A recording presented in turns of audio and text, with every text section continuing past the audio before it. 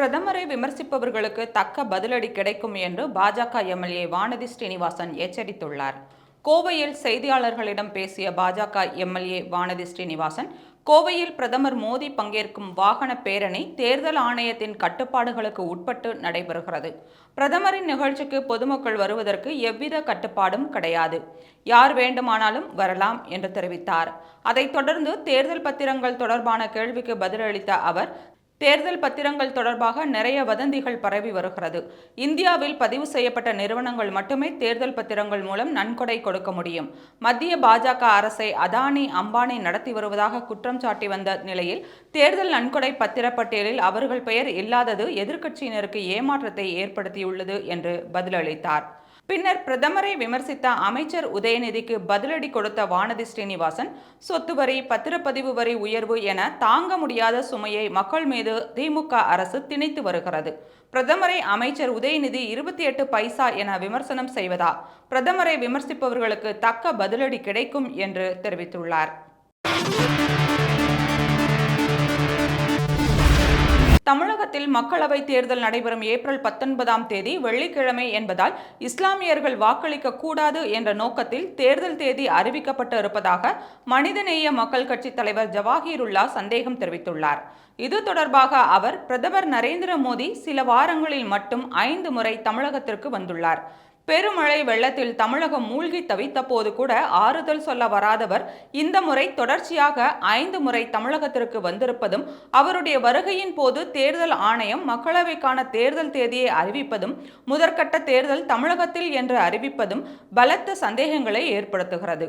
இது திட்டமிட்டு நடந்ததாகவே பார்க்க முடிகிறது. தமிழகத்தில் தேர்தல் ஏப்ரல் 19ஆம் தேதி நடக்க இருக்கிறது. அன்றைய தேதி வெள்ளிக்கிழமை ஆகும். இஸ்லாமியர்களுக்கு ஒரு புனிதமான நாளான அன்று இஸ்லாமியர்கள் அதிகமாக வாக்களித்து விடக்கூடாது என்ற எண்ணத்திலேயே வெள்ளிக்கிழமையை தேர்ந்தெடுத்தது போன்று ஒரு தோற்றமும் ஏற்படுகிறது. இந்த ஐயங்களுக்கு தேர்தல் ஆணையம் விடை தர வேண்டும். தேர்தல் தேதிக்கும் முடிவுகள் அறிவிக்கப்படும் தேதிக்கும் மிக நீண்ட இடைவெளி இருக்கின்றது. ஏற்கனவே வாக்குப்பதிவு இயந்திரங்கள் பல்வேறு தனியார் இடங்களிலும் கடைகளிலும் கிடந்த முன்மாதிரிகளை நாம் பார்த்திருக்கிறோம். இந்த தேர்தல் நியாயமாக நடக்க வேண்டும் என்ற அச்சம் மக்கள் மனதில் எழுந்திருக்கிறது. இதற்கான விடைகளை தேர்தல் ஆணையம் தான் தர வேண்டும் என ஜவாஹிருல்லா தெரிவித்துள்ளார். தமிழகத்தில் ஒரே கட்டமாக வாக்குப்பதிவை நடத்துவதில் ஏதோ அரசியல் உள்ளீடு இருப்பதாக விசிக தலைவர் திருமாவளவன் சந்தேகத்தை கிளப்பியுள்ளார். சென்னை விமான நிலையத்தில் விசிக தலைவர் திருமாவளவன் செய்தியாளர்களை சந்தித்தார். அப்போது அவர், கடந்த முறை போலவே இந்த முறையும் தமிழகத்தில் முதற்கட்ட வாக்குப்பதிவு நடைபெறுகிறது. மகாராஷ்டிரா, பீகார், உத்தரப்பிரதேசம் போன்ற வட மாநிலங்களில் 3 முதல் 7 கட்டம் வரை தேர்தல் அறிவிக்கப்பட்டுள்ளது. தமிழகத்தில் ஒரே கட்ட வாக்குப்பதிவு என்பது ஏதோ அரசியல் உள்ளீடு இருப்பதை உணர்த்துகிறது. முதற்கட்ட வாக்குப்பதிவிற்கும் 7ஆம் கட்ட வாக்குப்பதிவிற்கும் மிகப்பெரிய இடைவெளி இருப்பது சந்தேகத்தை ஏற்படுத்துகிறது என்று பகீர் கிளப்பியுள்ளார். இருப்பினும் எதுவாக இருந்தாலும் மக்களை நம்பி களத்தில் இறங்குகிறோம். மக்கள் 100% வாக்களிக்க வரவேண்டும் என்று திருமாவளவன் கேட்டுக்கொண்டுள்ளார்.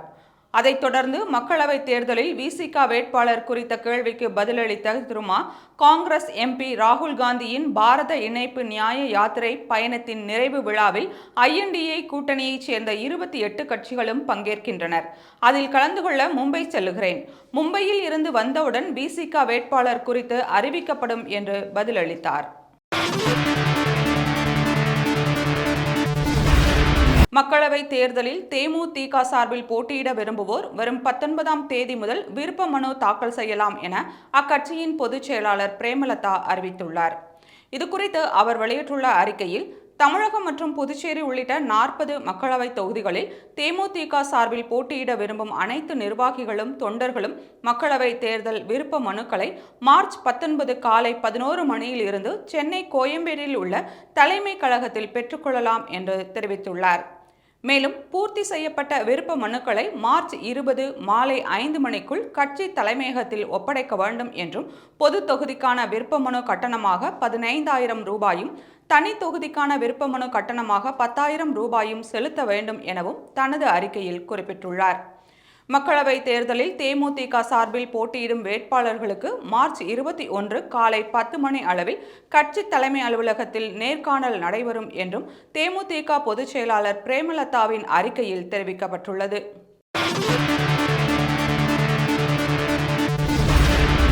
சேவா பாரதி அமைப்பு குறித்து யூடியூப் பக்கமான கருப்பர் கூட்டம் அவதூறான வீடியோவை வெளியிட்டதற்காக 50 லட்சம் ரூபாய் நஷ்ட ஈடு வழங்க சென்னை நீதிமன்றம் உத்தரவிட்டுள்ளது.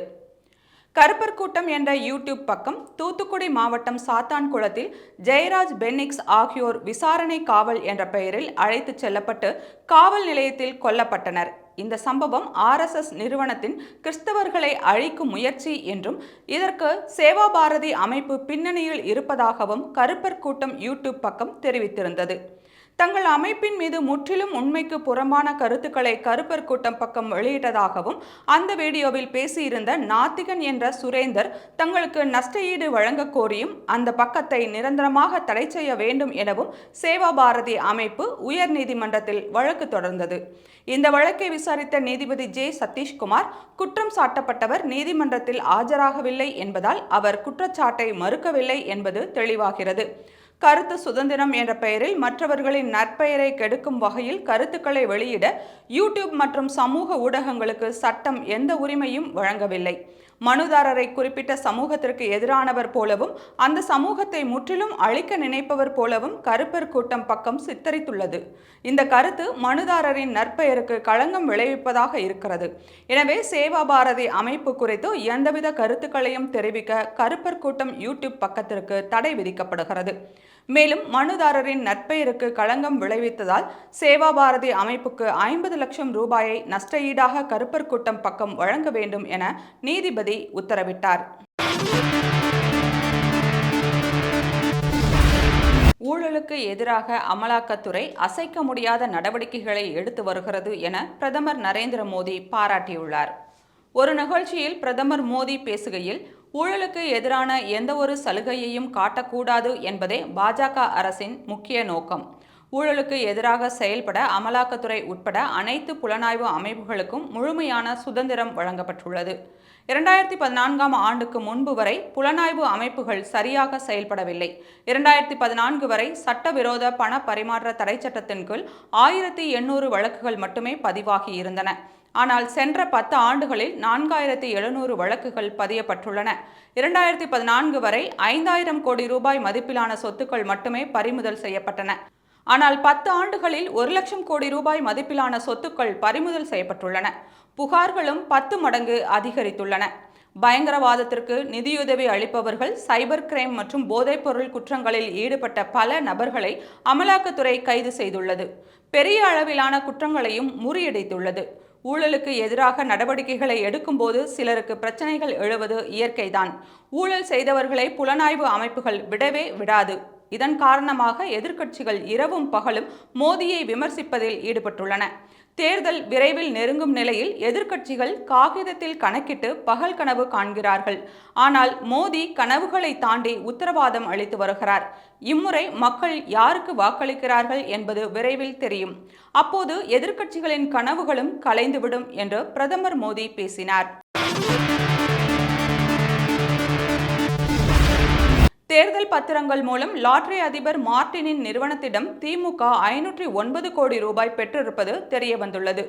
உச்சநீதிமன்ற உத்தரவை அடுத்து SBI வங்கி 2019ஆம் ஆண்டு ஏப்ரல் முதல் 2024ஆம் ஆண்டு பிப்ரவரி 15 வரையில் வழங்கப்பட்ட தேர்தல் பத்திர விவரங்களை கடந்த செவ்வாய்க்கிழமை தேர்தல் ஆணையத்திடம் சமர்ப்பித்தது.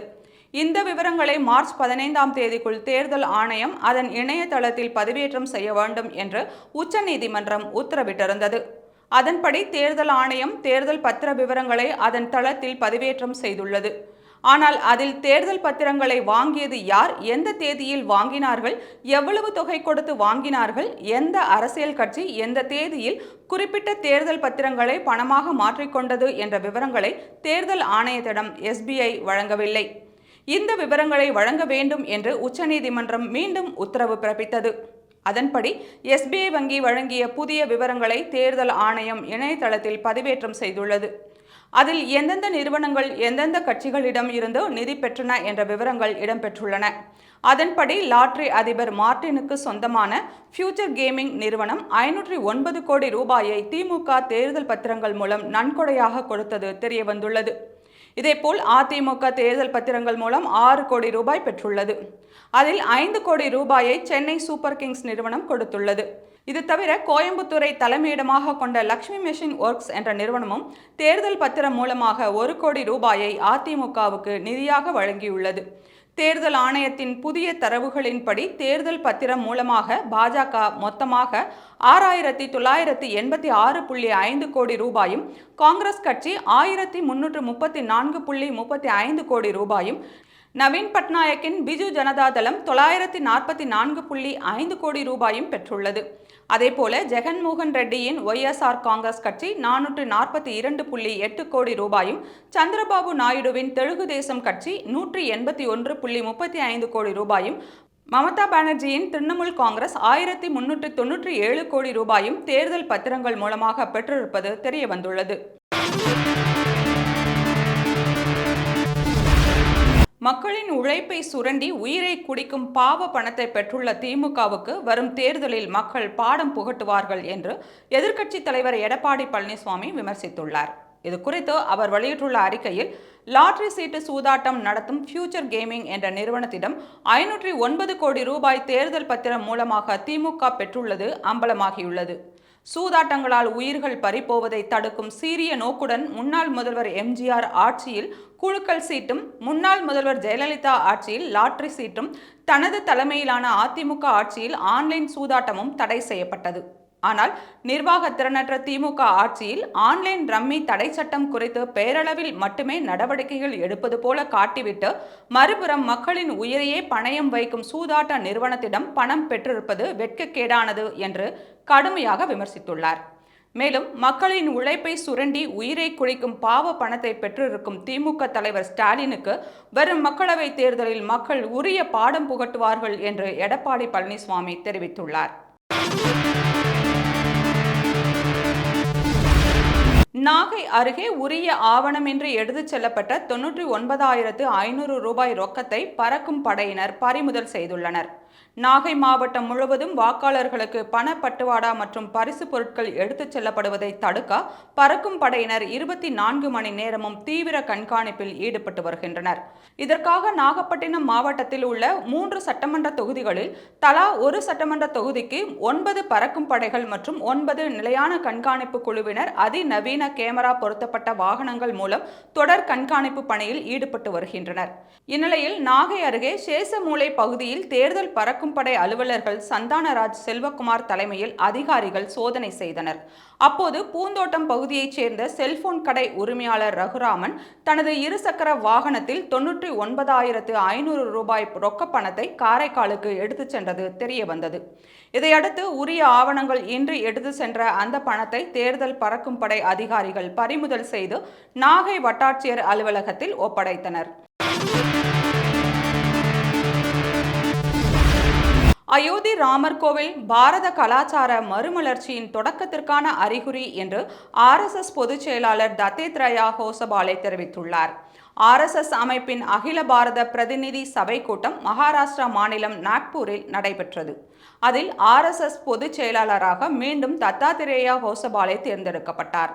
இந்த கூட்டத்தில் அயோத்தி ராமர் கோவில் பிராண பிரதிஷ்டை விழாவிற்கு பெரும் பங்காற்றிய கரசேவகர்கள், தொல்பொருள் ஆராய்ச்சியாளர்கள், சட்ட வல்லுநர்கள், ஊடகங்கள் என்று அனைவருக்கும் நன்றி தெரிவிக்கும் தீர்மானம் நிறைவேற்றப்பட்டது.